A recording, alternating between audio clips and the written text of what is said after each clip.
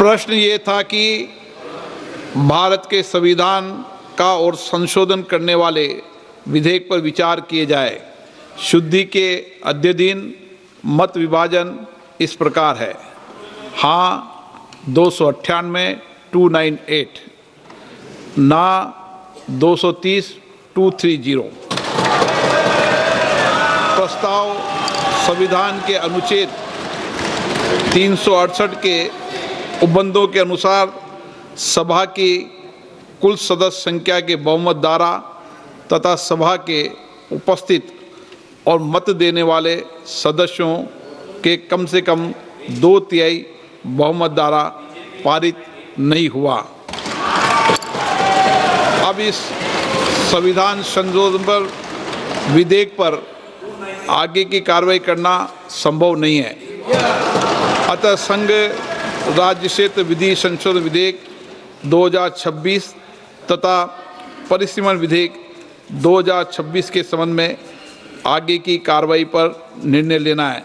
माननीय संसदीय कार्य मंत्री ji. Honourable speaker sir, besides the Constitution 131st Amendment Bill, we have two other bills, namely the Union Territories Laws Amendment Bill 26 and the Delimitation Bill 2026, which are intrinsically interrelated with the Constitution 131st Bill. So it cannot be viewed from the isolation. इस स्थिति से अन्य सभापति महोदय, जो नतीजा आया है, ये इतना ऐतिहासिक और महत्वपूर्ण बिल पर देश का महिलाओं को अब सम्मान अधिकार देने का जो बिल है, उसको विपक्ष ने साथ नहीं दिया।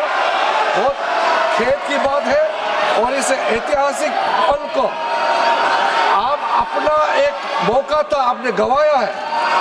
आदरणीय नरेंद्र मोदी जी के नेतृत्व में महिलाओं को जो सम्मान देने का, अधिकार देने का हमारा अभियान जारी रहेगा और हम अधिकार दे के ही रहेंगे आगे। अब सभा की कार्रवाई आगे दो शेष जो बिल्स है उसको आगे नहीं बढ़ाने का मैं अनुरोध करता हूं।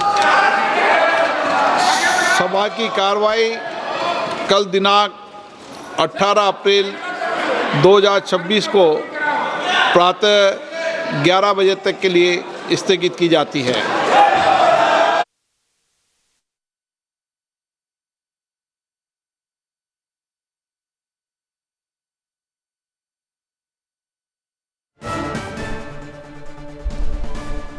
సో ఆర్టికల్ 131 వీగిపోయిన నేపథ్యంలో తర్వాతి రెండు బిల్స్ విషయంలో కూడా ఇంకా ఐసోలేషన్ ఉండదు కాబట్టి ఇక వాటిని ఓటింగ్ నిర్వహించే ప్రక్రియ అనేది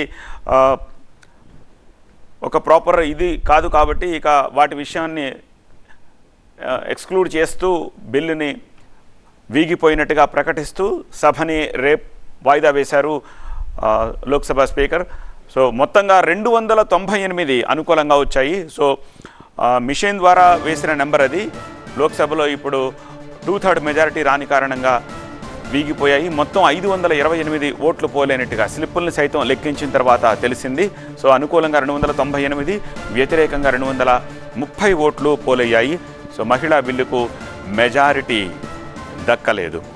సో మెజారిటీకి అవసరమైంది 2/3 అంటే 352 వచ్చాయి।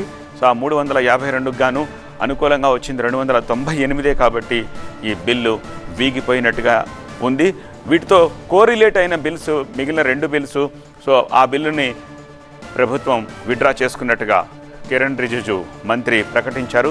ఆ తర్వాత స్పీకర్ సభను వాయిదా వేస్తూ నిర్ణయం తీసుకున్నారు। సో దీంతో ఆర్టికల్ 131 సభలో వీగిపోయినట్టుగా అయింది।